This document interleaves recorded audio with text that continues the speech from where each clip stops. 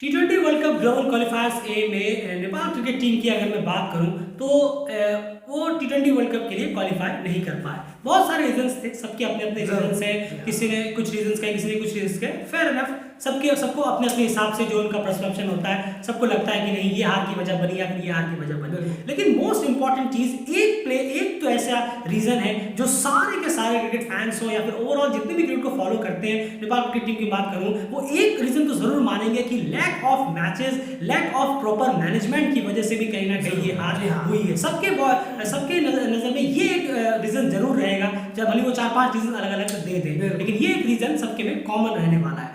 इसी के ऊपर बात करते हैं। अब आप देखिए 10-11 महीने जो है नेपाल ने लगातार क्रिकेट नहीं खेली। अप्रैल में खेली, उसके बाद सीधे T20 सीरीज ओमान में जाके खेली, क्वाड्रेंगुलर सीरीज, वो भी T20 वर्ल्ड कप क्वालिफायर से 5-6 दिन पहले। इस तरह की प्रिपरेशंस के साथ आपका जो बैटिंग है वो क्लियरली एक्सपोज हो गया कि बैटिंग में आपको कितना वर्क करने की जरूरत थी, लेकिन वो वर्क करते कहाँ जब बीच में मैचेस ही नहीं हो रहे, क्रिकेट ही नहीं हो रहे, कोई मैनेजमेंट ही नहीं है ढंग का, तो किस तरह से आखिर क्रिकेट हो पाता? कोई रोड मैप, कोई विजन, कोई क्रिकेट स्ट्रक्चर कुछ भी नहीं आ रहा। सिर्फ क्वालिफायर्स का इंतजार किया जा रहा है और उसके बाद सीधा क्वालिफायर्स खेलने चले जा रहे हैं। यही हुआ है। अब यहाँ पर इतना बड़ा एक झटका लगने का बिल्कुल कहूंगा, ये एक सॉलिड झटका है, एक हार्टब्रेक है। और अब भी आप यहाँ पर नहीं संभलते तो कहीं ना कहीं बहुत ज्यादा आप टीम को पीछे ले जाएंगे, क्योंकि टीम का जो साइन है ना यार, वो देख के लग रहा है कि ये टीम आगे बढ़ सकती है। अगर आप इस वक्त नहीं संभल पाए तो ये टीम सच में, ये टीम वापस से पीछे की तरफ जाएगी। लेकिन अभी साइन पॉजिटिव है, इसको नेगेटिव बनने में देर नहीं लगेगी। क्या कहेंगे आप कि अभी सबसे पहले वर्ल्ड क्रिकेट लीग 2 की ओडीआई सीरीज होने वाली है यूएई में जाकर। अब यहाँ से अब अमूमन क्या होता था कि यहाँ से क्वालिफायर खेले, घर चले गए और उसके बाद सीधा यूएई चले गए, डायरेक्ट सीधा 15 तारीख को मैच होगा और वहीं पे खेलने उतर गए। ये अमूमन हुआ है अभी तक। यहाँ इस टाइम को कैसे यूटिलाइज किया जा सकता है? बिल्कुल, देखिए इस टाइम को बहुत अच्छी तरह यूटिलाइज किया जा सकता है। क्यों नहीं किया जा सकता? आप अपने आपस में कभी नहीं, सबसे पहले तो अपने आपस में आप 50 ओवर के मैचेस खेल सकते हैं। सबसे पहली जो पॉइंट कहीं ना कहीं जो सबसे अच्छा होगा, जिसमें प्लेयर खुले भी रहेंगे और एक इन्वायरमेंट में बने रहेंगे कहीं ना कहीं, वो ये होगा कि 50 ओवर मैचेस कराए जाएं, ज़्यादा से ज़्यादा खुद में या फिर एक टीम बनाकर अपनी अलग अलग टीमें ए कर दिया जाए, टीम ए टीम बी करके 50 ओवर मैचेस कराए जाए, 2 दिन 3 दिन 4 दिन फिर 1 दिन का रेस्ट, ऐसे करके, ताकि इन्वॉल्वमेंट और उस बॉडी लैंग्वेज में प्लेयर बने रहे। बिल्कुल, और आपको माइंड में कहीं ना कहीं मेंटली से उन प्लेयर्स को निकालना होगा कि अब T20 का फॉर्मेट हो गया, आपको 50 ओवर में डालना है, तो उसके लिए आप थोड़ी सी तैयारी करवा के जाए। ये नहीं कि प्लेयर सब T20 मोड में ही हैं और वो वर्ल्ड क्रिकेट लीग 2 की सीरीज में जाके भी T20 के स्टाइल से खेल रहे हैं, अपने विकेट्स को थ्रो कर रहे हैं। ऐसा ना हो कि 50 ओवर तक भी टीम पहुंच ना पाए, खास करके यूएई के सामने। तो ये सबसे इंपॉर्टेंट चीजें हो जाती है कि आपने किस तरह से इस टाइम को यूटिलाइज किया है। अब ये ऐसा नहीं है कि 20-25 दिन खाली है तो आप सीधा जाके चले गए यूएई में जाके मैचेस खेलने के लिए। आपको माहौल को क्रिएट करना होगा, प्लेयर्स के माइंड में डालना होगा कि अब 50 ओवर का फॉर्मेट है, चलिए थोड़े से 50 ओवर के मैचेस खेल लिए जाए। लोकल में हो, डोमेस्टिक में हो, आपको वहां पर खिलाने होंगे, भले 1-2 मैचेस ही, कम से कम 2, 1 नहीं, कम से कम 2 या उससे हो। अगर आप करा पाए तो ज्यादा बेहतर होगा अपने डोमेस्टिक में। उसके बाद ये टीम जाएगी वर्ल्ड क्रिकेट लीग 2 की ओडीआई सीरीज खेलने के लिए। चलिए आप उसे खेलिए, उसके बाद देखिए कि वहां पर क्या क्या गलतियां निकल कर आती है। उसके बाद जैसे कि न्यूज आ रही है कि मार्च के लास्ट में शायद मलेशिया पीएसजी के साथ T20 सीरीज होने वाली है। बहुत बेहतर है, बहुत अच्छी बात, बहुत ही बेहतर है। अब यहाँ पर मैं चीज कहना चाहूंगा कि बहुत सारे लोग जब ये सीरीज अनाउंस हुई तो बहुत सारे ने कहा कि हाँ हम इन्हीं से खेलते हैं, माइनस से ही खेलते हैं, इनको हरा के क्या फायदा होगा, थ्रैश होगा, ये होगा, वो होगा, इनसे सीरीज में थोड़ा और बड़ी बड़ी टीमों से सीरीज करिए। इस पे आप हम डेलिब्रेट क्या रहा है? नहीं, देखिए इस पे ये बहुत गलत है। ये ऐसा बोलने वाले जो बोल रहे हैं ये सब बहुत गलत है। पहले आप ये कहते थे कि सीरीज कराइए, अब सीरीज करा रहे हैं तो आप कह रहे हैं कि बड़ी टीमों को बुलाइए। तो ये दोहरापन है, ये डबल स्टैंडर्ड गेम हो जाता है कहीं ना कहीं। सबसे पहले खुश होना चाहिए कि अब बोर्ड गेम करा रहा है, क्रिकेट तो जी हाँ, जो 11 महीने नदारत था। बिल्कुल, आप क्या चाहते हैं कि क्रिकेट हो या घर पे बैठ के सब अपने अपने घरों का काम करें? वो सही रहेगा या नहीं? अपने टीम के लिए जो प्रेफर है वो करें, टीम का काम करें। तो ये कर रहे हैं, जो मैच हो रहे हैं ये बहुत अच्छी बात है। और ये नहीं देखना है कि अपोनेंट कौन सा है, इस पे आप अपने यंग प्लेयरों को भेजिए, सबसे अच्छी बात होगी इसमें यंग को भेजिए। यूटिलाइज करने का सबसे बेस्ट तरीका। बिल्कुल सही। क्या जरूरत है इसमें कुशल भुट्टेल और आशीष शेख को भेजने की? नहीं, बिल्कुल नहीं। संदीप रामचंद्र, संदीप को बाहर मत करिए, सही तो कप्तान है। ज्ञानेंद्र मल्ला को निकाल दीजिए, दीपेंद्र सिंह को निकाल दीजिए, जो आपके कोर बॉलर है उनको थोड़ा साइड रखिए, बिल्कुल पूरा रेस्ट दीजिए ना। 6-7 कम से कम 6-7 यंग प्लेयर्स को आप भरिए। अभी तो मौका है, जो कहते रहते हैं कि हमें नए प्लेयर्स को नरिश करना है, चैलेंज करना है, बनाना है, अब करिए। और सीरीज भी इंटरेस्टिंग कितनी होगी। जी हाँ, कितनी दिलचस्प होगी। और आप फिर लगेगा जब इन प्लेयर्स को लगेगा यार हम मलेशिया PNG से तो नहीं हार सकते, तो वो जो रिस्पॉन्सिबिलिटी इन यंग प्लेयर्स के कंधों पे आएगी वो कहीं ना कहीं शानदार होगी। अब आप इसमें भी फुल फ्लैग अपनी टीम लेकर जाएंगे तो आप बताइए उन यंग प्लेयर्स की तैयारी कैसे होगी, उसे कहाँ मौका मिलेगा, क्योंकि इसके अलावा तो सारे मैचेस क्वालिफायर्स या फिर ये या फिर वर्ल्ड क्रिकेट लीग में ही होते हैं। अब कब उन्हें मौका देंगे? ये परफेक्ट टाइम है कि आप इस सीरीज को जबरदस्त तरीके से यूटिलाइज करें और अपने यंग प्लेयर्स को मोस्टली इस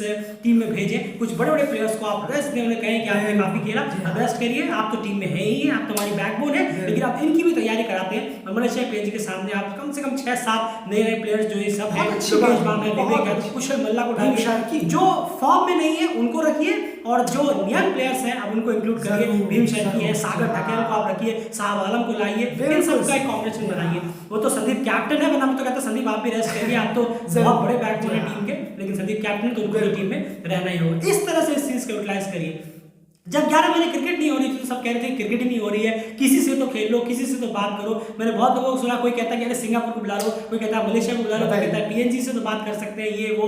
लेकिन अब जब उनके साथ मैचेस हो रहे हैं तो आप कह रहे हैं कि नहीं और बड़ी टीमों से, बिल्कुल बड़ी टीमों से होने चाहिए। लेकिन क्या आपको लगता है कि बड़ी टीमों से बात करने के बीच में प्लेयर्स घर बैठे रहे तो वो ज्यादा बेहतर है? बताइए, आप खुद बताइए। अब मान लीजिए टीम घर बैठी हुई है, सोच रहे हैं नहीं नहीं तो मना कर दिया, अभी देखते हैं बड़ों से बात चल रही है, तब तक घर बैठते हैं, चलिए अजीब है, ये कितना खराब है। कम से कम क्रिकेट तो खेलेंगे, ये सबसे इंपॉर्टेंट चीज होगी।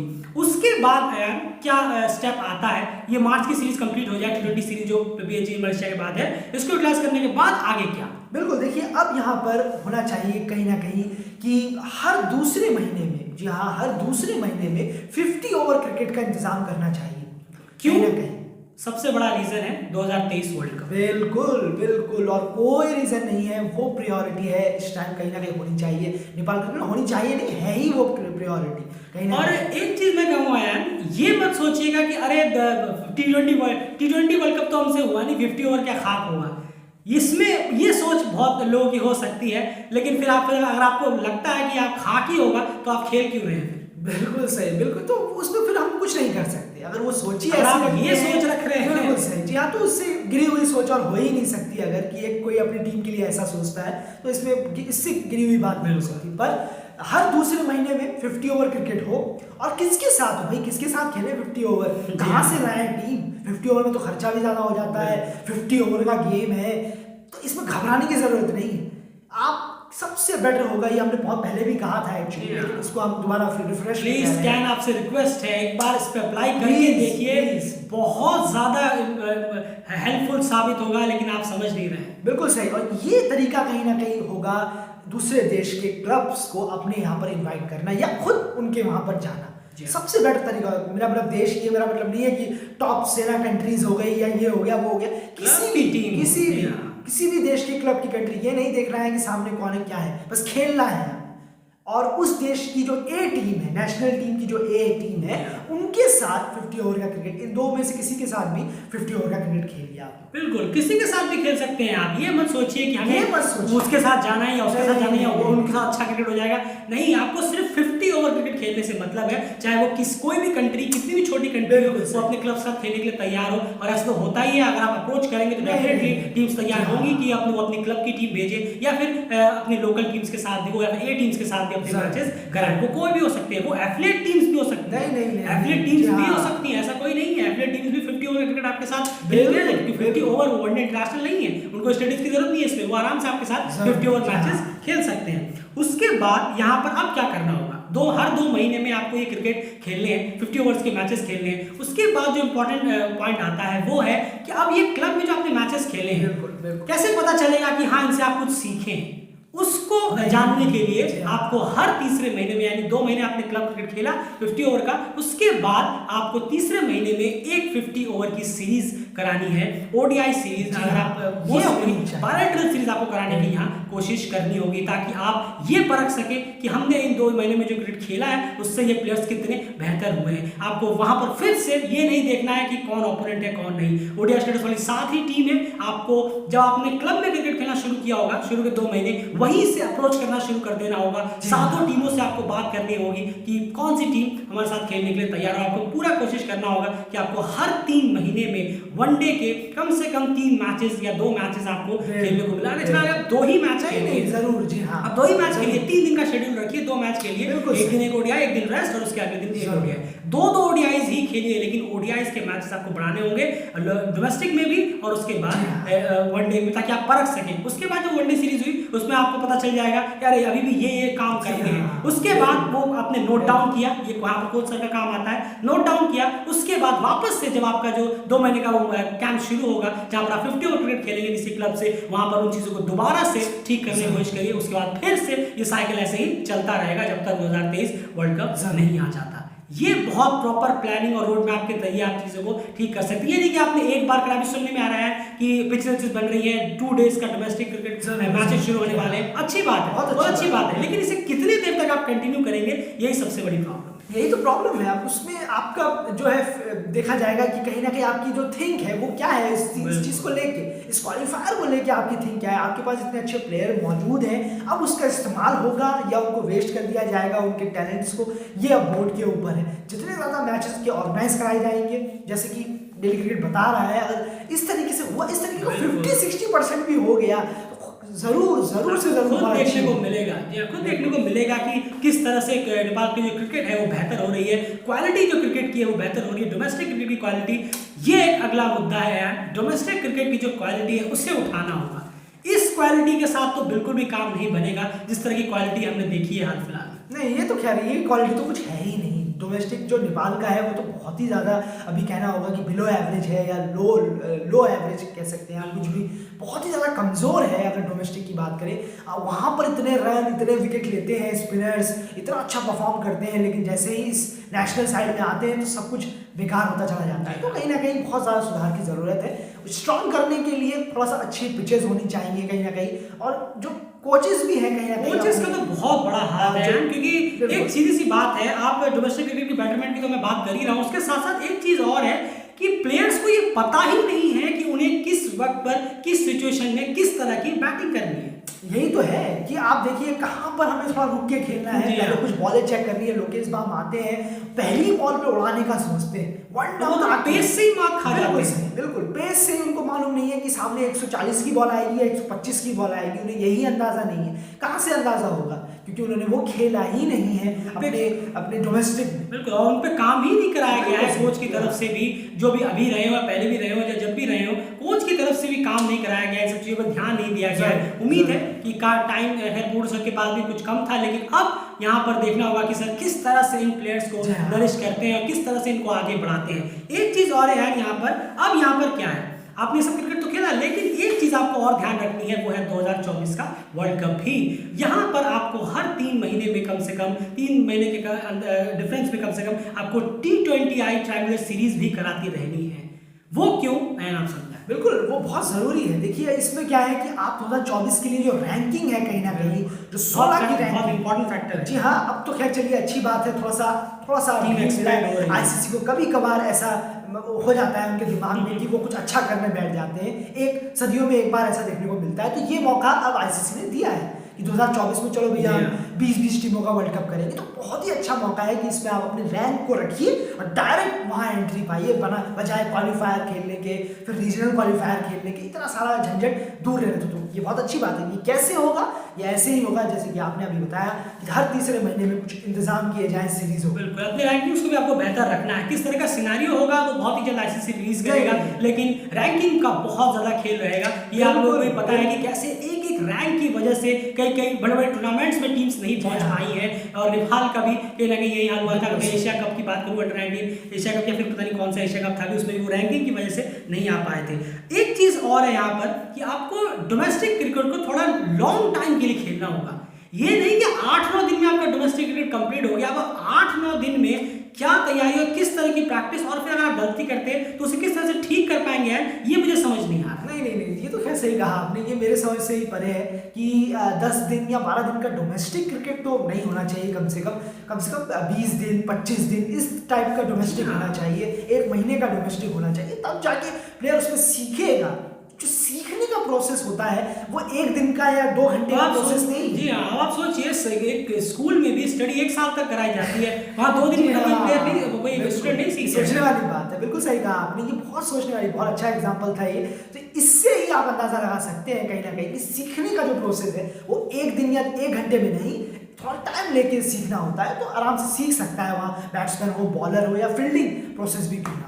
जी हाँ, सबसे इंपॉर्टेंट चीज़ है कि आपको अपने 50 ओवर क्रिकेट में आपको लॉन्ग फॉर्मेट में ध्यान देने की जरूरत है, डोमेस्टिक की क्वालिटी को बेहतर करने की जरूरत है, और सबसे इंपॉर्टेंट है इस तरह का रोड मैप अगर आप तैयार करते हैं तो डेफिनेटली है, अगर आप इस चीज़ को कैन में से अगर कोई सुन रहा है, फिर आपसे चाहूँगा मैं आप ज़्यादा इस वीडियो को शेयर करें ताकि सुने वो समझे, ये रिक्वेस्ट करें कि इस तरह की प्लानिंग के साथ अगर आप आगे बढ़ते हैं, कोच की इन्वॉल्वमेंट जो है इसमें 200% होनी चाहिए। ये हम आपको पहले बता देते हैं, कोच की इन्वॉल्व बहुत इंपॉर्टेंट है, कैन की तो सबसे ज्यादा है, उसके बाद अगर किसी की इन्वॉल्व सबसे ज्यादा चाहिए इसमें तो वो कोच सर की है कि कोच सर को अपना 200% यहाँ पर देना होगा ये सब चीजें इंप्लीमेंट करने के लिए, क्योंकि सिर्फ लिखने से नहीं होगा पेपर में कि आपको लिख के दे दिया कि हाँ ये प्लान करके चलना है, ऐसे मैन होगा, उस पर इंप्लीमेंट भी करना होगा, वो काम मेक श्योर करना होगा कि कोच सर अपनी तरफ से करे।